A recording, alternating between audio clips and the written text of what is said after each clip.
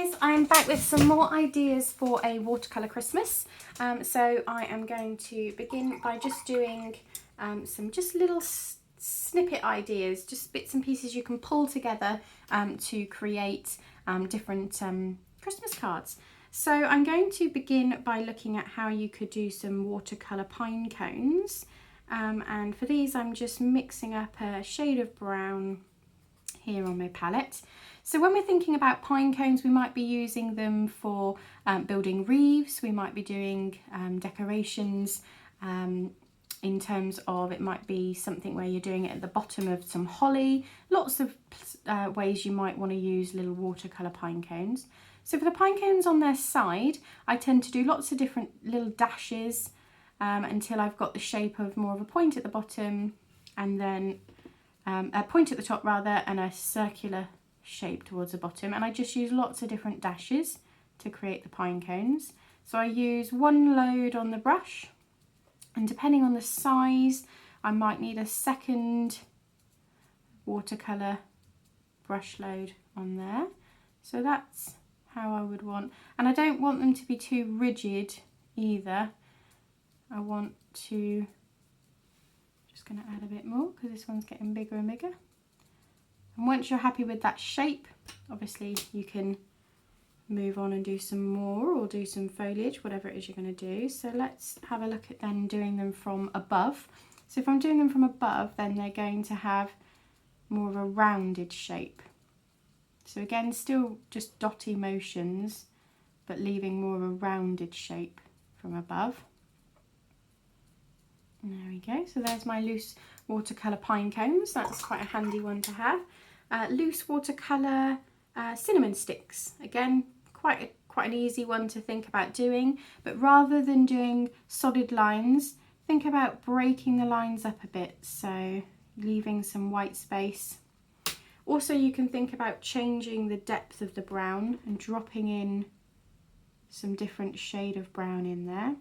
So you want to have a defined top and bottom, but you want to make sure you leave some white space on there. If we go again, let's just a couple of cinnamon sticks. Again, we might use this in a wreath or a different Christmas card design. And if we drop in different shades and let them dry. There we go, so we've got some cinnamon sticks. As I say, these are really simple ideas just to share with you how easy it is to paint your own watercolour Christmas cards. So we've got cinnamon sticks, pine cones. Okay, let's look at some holly berries. So if we create some nice red, give it a bit of depth there. Shouldn't really mix those two whilst on the paint. I don't normally like to do that, but never mind, let's go for it. So with the berries, I like to leave a white space on the top of the berry and then come all the way around to round up the berry. Again, I'm going to just create that nice round berry, leaving a white gap at the top for a bit of shine on the berry. So berries, super easy. Now if you want to do smaller berries, you could even just do them as drop berries, and what I mean by that is just wiggling the brush. So you're not lifting the brush, you're literally just wiggling it on the page.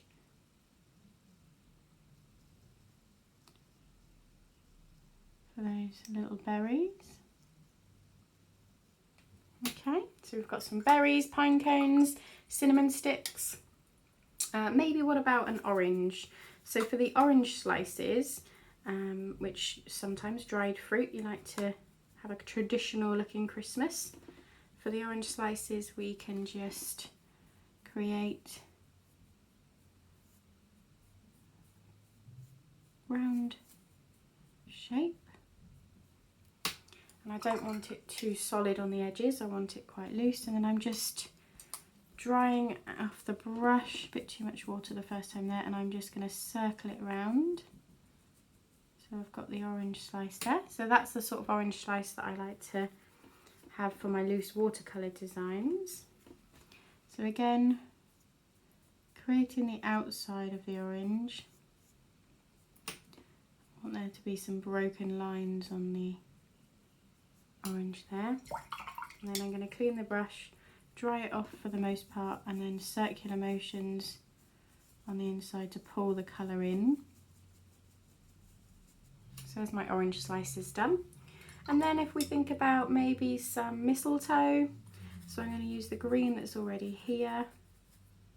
So for the mistletoe, I like to do the lines from the top to start me off. Broken lines again for this one I'm going to do, but you could do solid lines if you wanted to. And then I'm just going to use the end of the brush to create the leaves of the mistletoe. So hanging from the top there. The broken lines for this just help to make it look as if it's layered up.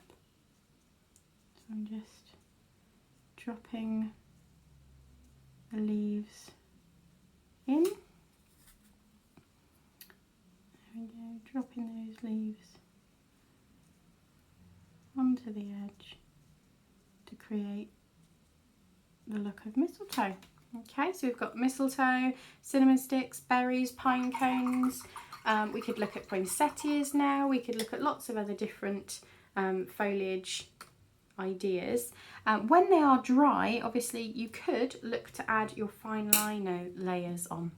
So for this, I've actually done a few bits and pieces in a class before, and we were looking at how we can do it. So this is how they would look if you were just using them as watercolour. Hopefully that will now dry off and I can come back on. But here is a few where I've added on the fine liner layers.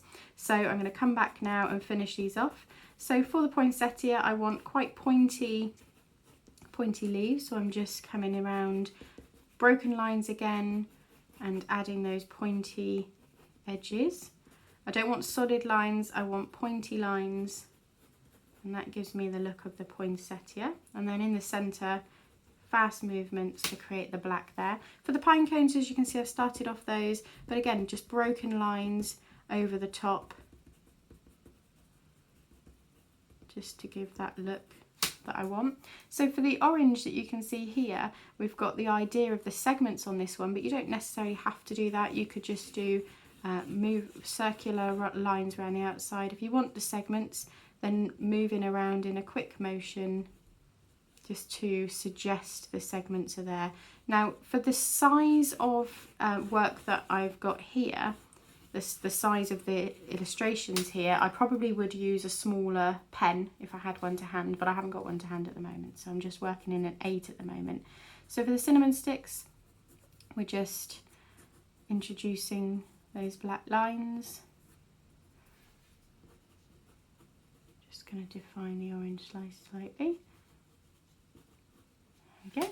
And then for the berries, if I come round to the berries, let's finish off this cinnamon stick here. So again, broken lines, working on the edges there. For these ones here, where there's sort of ones that I don't particularly like, I'm just going to bring in a secondary layer of the, there we go, inside there. Again, I probably would, let's see if I can find a smaller working pen. No, I've got hundreds and hundreds of fine liners, but because I use them so regularly, by the time I go back to them, some of them run out. So this one I'm using a 1 now, and that's for the mistletoe. So for this one, I'm just going to, again, broken rough lines, just to highlight the leaves here. I don't know if you can see, but I've actually got berries on this one. I used a pearl, and I did the drop effect with the berries. So I used a pearl watercolour for this one.